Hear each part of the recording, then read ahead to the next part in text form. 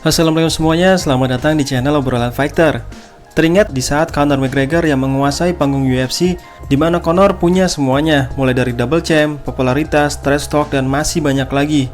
Walaupun Khabib yang statusnya juara tak terbantahkan, tidak dikenal publik karena tidak pandai bermain di panggung UFC.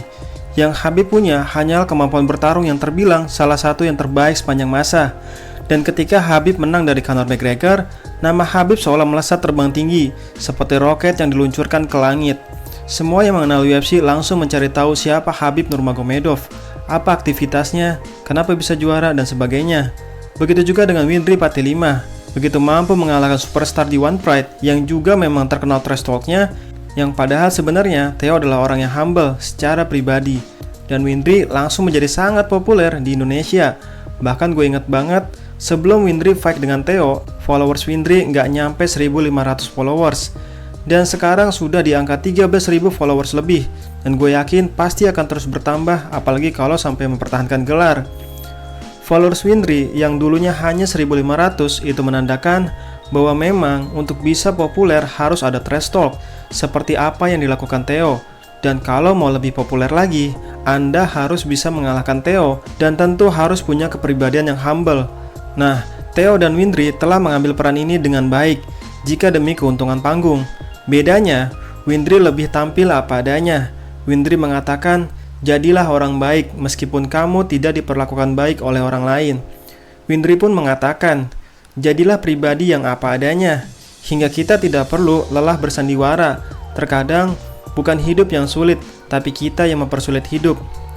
Fighter kelahiran kota Mobagu ini lahir tanggal 19 Juli 1993. Windry punya masa kecil yang selalu dibully.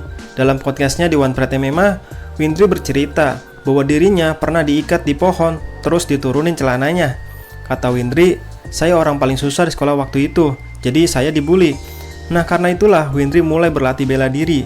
Dan bela diri yang pertama kali Windry pelajari adalah pencak silat, yang ia pelajari dari sepupunya yang termasuk pelatih di perguruan silat. Tidak puas hanya berlatih pencak silat, Windry pun masuk ke gym yang bernama Bogani MMA, yang kemudian dibimbing langsung oleh sang pelatih Andre Pakaryanto. Bukan hanya pencak silat, Windry juga menekuni seni bela diri taekwondo, sebagaimana yang sering diucapkan oleh host One Pride. Saat di sekolah, ayah Windry yang bernama Hamengkubuwono Patilima meninggal dunia, sehingga Windry harus menjalani hidupnya yang keras. Karena memang MMA belum populer sama sekali saat itu, Windry lebih memilih bekerja di kelistrikan, yang sempat viral videonya pull up di tiang listrik, dan juga membantu ibu tercintanya yang bernama Maudok Mokoginta berjualan di pasar. Namun berhubung ada audisi di One Pride tahun 2018, Windry bertekad untuk menjadi petarung profesional. Kata Windry, daripada setengah-setengah, mending saya keluar aja dari pekerjaan saya, biar mati-matian. Tapi karena nggak punya ongkos, Windry pun bercerita, sampai ajuin proposal keliling, berharap punya uang untuk terbang ikut audisi. Dalam podcastnya, Windry bercerita, hampir nggak lulus pas audisi karena melakukan kesalahan. Tapi karena Windry mampu mematahkan tangan lawan sparringnya yang punya bobot 100 kilo lebih, membuat Prof. Max Metino dan juri lainnya menyukai Windry Patilima, hingga lolos dan menjadi fighter One Pride MMA. Dan awal 2019, Windry pun memulai debutnya, dan bertarung dengan debutan juga, yaitu Irvian Yobert Bawole. Dan dengan kemampuan strikingnya, dengan combo strike-nya yang mengerikan, Windry pun menang cepat hanya dalam 25 detik.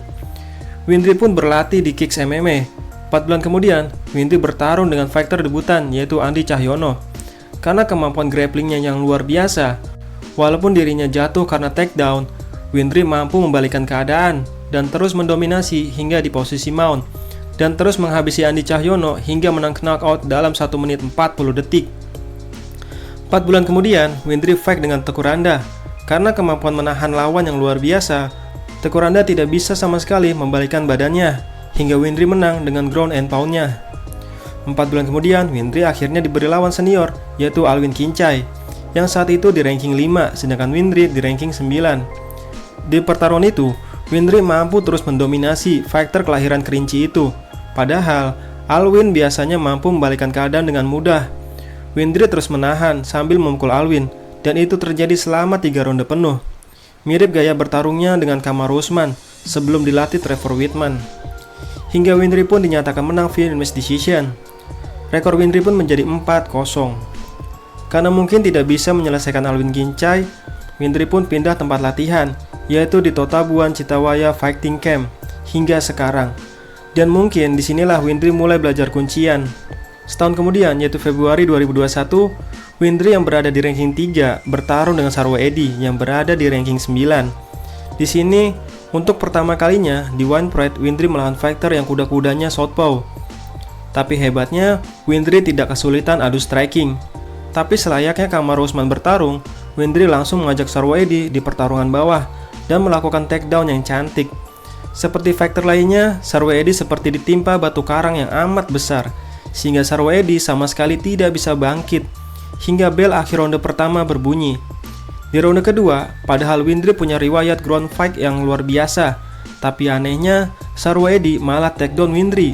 Walaupun Windry bisa dijatuhkan, tapi sekali lagi, Windry membalikkan keadaan, justru Sarwo Eddy yang dalam bahaya. Ground and pound Windry datang bertubi-tubi, hingga ada celah di leher Sarwo Eddy, dan Windry pun mengunci Sarwo Eddy dengan rear naked choke, yang mungkin Windry pelajari di gym barunya itu. Karena kata Windry, di kotanya belum ada tempat pelatihan Brazilian Jiu-Jitsu, apalagi wrestling. Rekor Windry pun menjadi 5-0. Dengan kemenangan ini, sudah sangat layak Windry yang juga seorang muslim ini mendapatkan haknya untuk memperebutkan sabuk juara melawan singa yang lama tertidur karena sudah sangat lama tidak bertarung, yaitu Theodorus Singa Karo Ginting. Tak terkalahkan melawan tak terkalahkan. Saat penimbangan berat badan, Theo sempat kelebihan berat badan 0,1 kg. Namun pertarungan mereka tetap dilanjutkan. 175 cm menguasai disiplin taekwondo.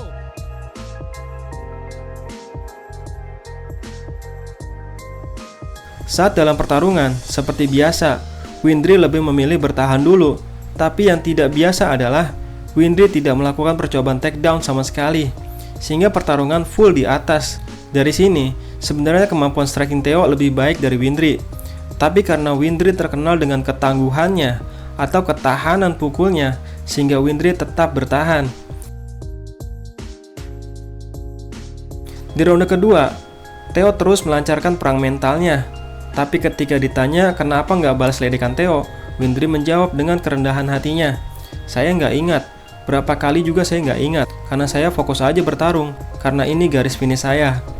Yap, walaupun Windry punya julukan The Bad Boy, tapi kata Windry itu cuma lucu-lucuan aja, biar serem, pada hati saya Hello Kitty. Windry mengaku di ronde pertama memang sengaja bertahan, buat bikin capek Theo, tapi Windry mengaku takut juga, kalau pakai gaya bertarung bertahan, karena harus sangat fokus, lengah sedikit aja bisa ambruk. Tapi kata Windry, rasa takut itu harus ada, dan gue sangat setuju dengan apa yang dikatakan Windry. Sehebat George St. Pierre aja, masih ada rasa takut semalam sebelum bertarung, yang justru adalah hal baik, karena dengan adanya rasa takut, fighter tidak akan toledor, dan tidak melupakan pertahanan. Karena rasa takut itulah, tingkat fokus Windry sangat baik, di ronde pertama dan ronde kedua. Semua serangan dan Theo yang terus memojokkan Windry di pagar oktagon mampu Windry atasi dengan baik. Walaupun ada bengep-bengep dikit, tapi kalau aja determinasi Windry lemah, alias karena punya ketahanan pukul yang sangat baik, Windry mampu bertahan hingga ronde kedua. Nah, di ronde kedua, Windry mulai berani adu striking, seperti layaknya Dustin Poirier, yang semakin dipojokin, semakin keras pukulannya menjadi pukulan berlian. Saat Windry dipojokin ke pagar oktagon, Windry serang balik dengan tinju tangan kanannya. Theo pun goyah. Windry makin beringas, terus dengan combo strike-nya. Benar-benar mirip gaya bertarungnya dengan Dustin Poirier setelah dipojokin. Nah, dari sinilah kita dapat menilai bahwa ketahanan pukul Theo tidak sebaik Windry, dan tinju Windry lebih keras daripada Theo. Dan di ronde ketiga, Windry masih tetap dengan game plan-nya, yaitu full adu striking. Tinju-tinju Windry benar-benar keras, membuat dari mulut Theo keluar darah. Tapi bukan berarti Windry tidak kena pukulan keras juga. Tapi sekali lagi, ketahanan pukul Windry lebih baik. Dari keduanya, terlihat mulai berkurangnya power. Oh ya, buat jangan bilang, nonton One Pride mah, fighternya payah, gampang capek, nggak kayak fighter UFC. Please man, kalau aja ada fighter One Pride yang hebatnya seperti fighter UFC, ngapain juga dia fight di One Pride? Mending UFC aja yang bayarannya jauh lebih besar. Please lah, UFC itu bagaikan Liga Champion atau seperti Piala Dunia, yang mana pemain Indonesia aja nggak ada di Liga Champion, Timnas Indonesia aja nggak pernah masuk Piala Dunia. UFC itu kumpulan fighter terbaik di seluruh dunia. Kalau ada yang bagus di promotor manapun di seluruh dunia, langsung dikontrak UFC. Ya kita sebagai fans Indonesia harus meniru Jepang yang berhayal di kartun Tsubasa, Jepang juara Piala Dunia. Hingga akhirnya semua pemain termotivasi dan membuat Jepang hampir tidak pernah absen masuk Piala Dunia. Setidaknya pernah menjadi tuan rumah Piala Dunia. Nah, kita harus demikian. Kita harus support fighter Indonesia supaya terus berkembang dan mendunia hingga mampu masuk UFC. Kembali lagi di pertarungan. Theo akhirnya coba di pertarungan bawah dan ketika ditanya, Windry pun menjelaskan game plan-nya dan berkata, "Pertandingan malam ini sungguh enak. Theo sudah bilang, latihanlah walau akan kalah.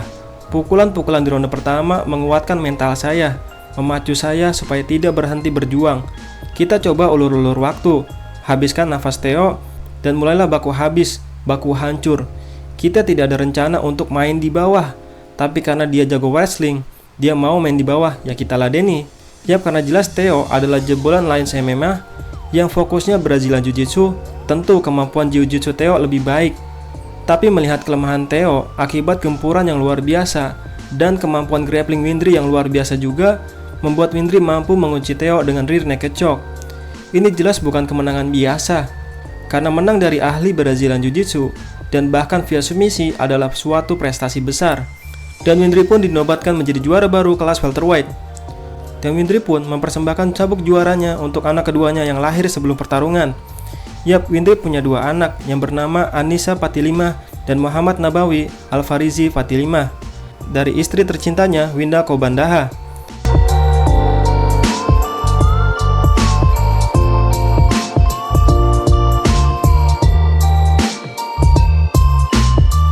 Nah, itulah profil Windry Fatilima. Apakah teman-teman jadi fans baru Windry Fatilima? Silahkan tulis di kolom komentar ya. Terima kasih.